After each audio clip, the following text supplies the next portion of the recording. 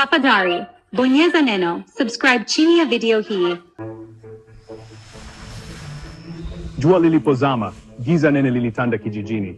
Upepo ulilemea kwa unyevu, ukisafirisha minong'ono ya majani makavu. Ndani ya kibanda kidogo cha udongo, mama na binti yake walikaa karibu na taa ndogo ya mafuta ya taa, nyuso zao zikionyesha hofu. Mama, umesikia kelele hizo nye? Mama alisikiliza kwa makini, moyo wake ukidunda kwa nguvu. Tuliza moyo, labda ni mbwa mwitu tu. Lakini ndani yake alijua ukweli. Hizi hazikuwa sauti za wanyama wa porini. Hizi zilikuwa sauti za hatari, sauti ambazo zilimfanya akumbuke usiku mmoja mbaya miaka mingi iliyopita. Usiku ambao alipoteza kila kitu.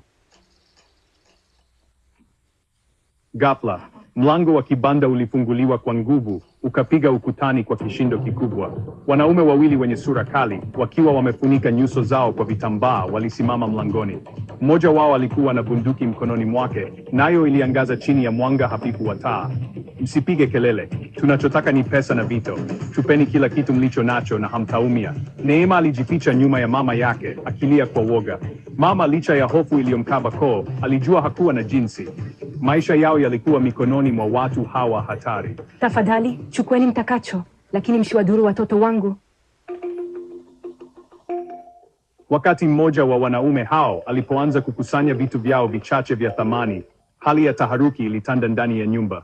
Kila kitu kilionekana kusimama, hewa ikawa nzito, na kila pumzi ilikuwa na uzito wa hofu isiyosemwa.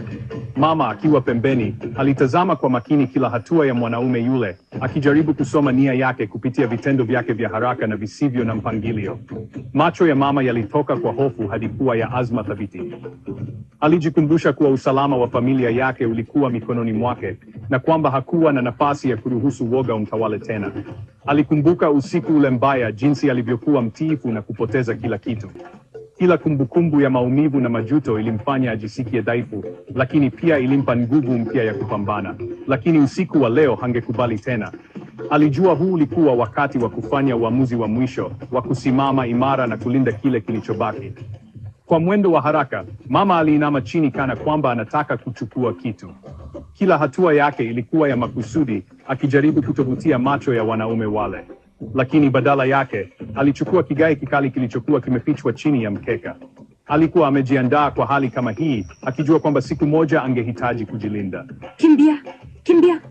Sauti yake ilisikia ikiwa na mchanganyiko wa hofu na ujasiri, ikimpa Neema amri ya haraka bila kusita. Neema alisita kwa muda mfupi, moyo wake ukidunda kwa kasi, akitafakari hatari iliyokuwa mbele yao. Akashtushwa na ujasiri wa ghafla wa mama yake, akiona upande wa mama ambao hakuwahi kuona hapo awali. Lakini sauti ya mama yake ilimshtua kutoka katika usingizi wa woga.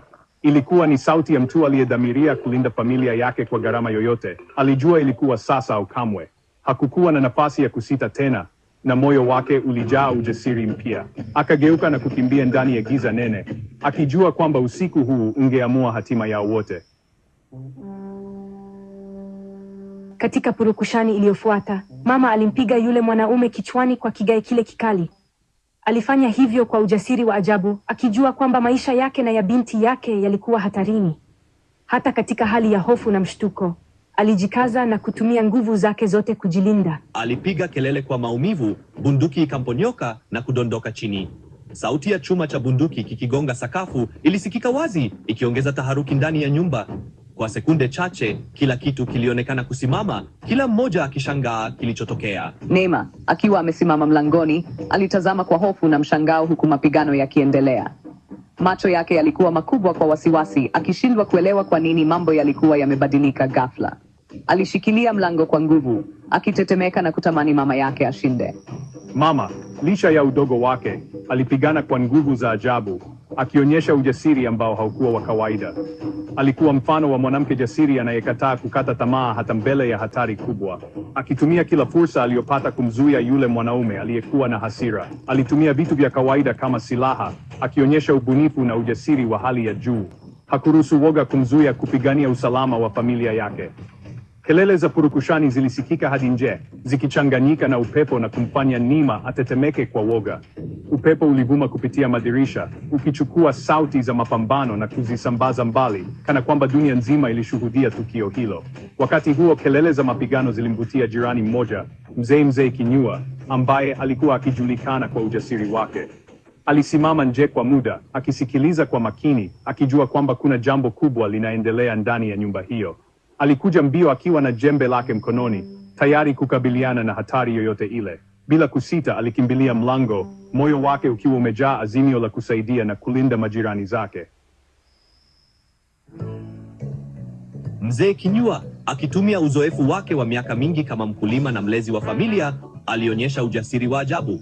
Kwa ustadi na utulivu, alifanikiwa kumdhibiti yule mwanaume aliyejeruhiwa, akitumia jembe lake si tu kama silaha, bali kama chombo cha kulinda amani ya nyumba yake. Katika uso wa hatari, hekima yake iling'aa na kuwa kwa mfano wa ujasiri kwa wote waliokuwa karibu naye.